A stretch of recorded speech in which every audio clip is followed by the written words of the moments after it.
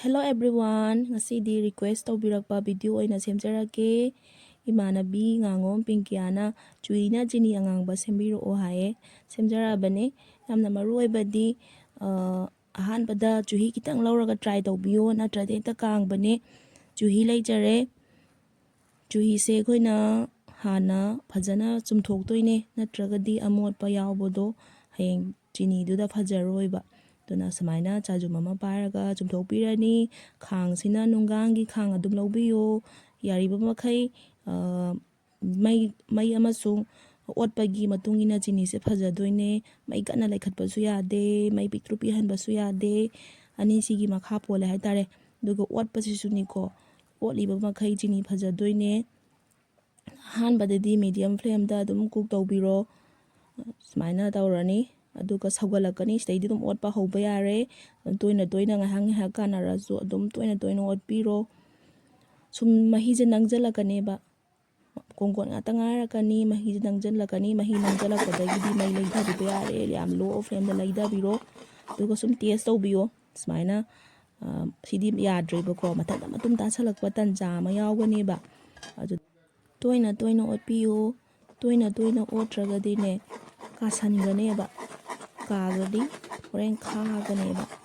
na koina tawdoise maije pikna leithabiraga adum toina otpa magi color adagi kungbagi changse henjalakaneba habadi nangjalakakaneba otpadaga adum wabane chi yadri duga mai color je change lakani toina otpiyo oliba makhai chuhije karoi aduga yamna maru oibadi kaino chuhije kanghandoineba kanghanba haidana namna lahondaba haitare joy tahanaba haitare tu smaina olani amuka taste tawrase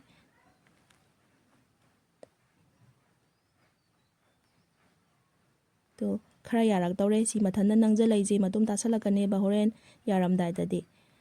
to khara yare to smaina masakse loina olakaneba ngorang ise yare haine aduga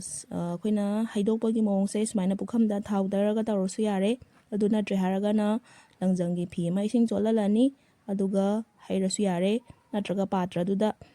pulap haijalaga kona ingtharakanda makak kesu yare aigidi smaina oina tawjare ado shape sidi phajadre do hawdi yam hawe nongalaga lawthokjare leijare yumda saba chuhigi chini mapak mayamna nungsibiduna video asibu like share comment tawbiramo duga subscribe tawdriba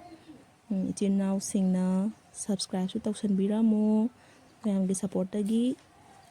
500 subscribers su yauba ngamjare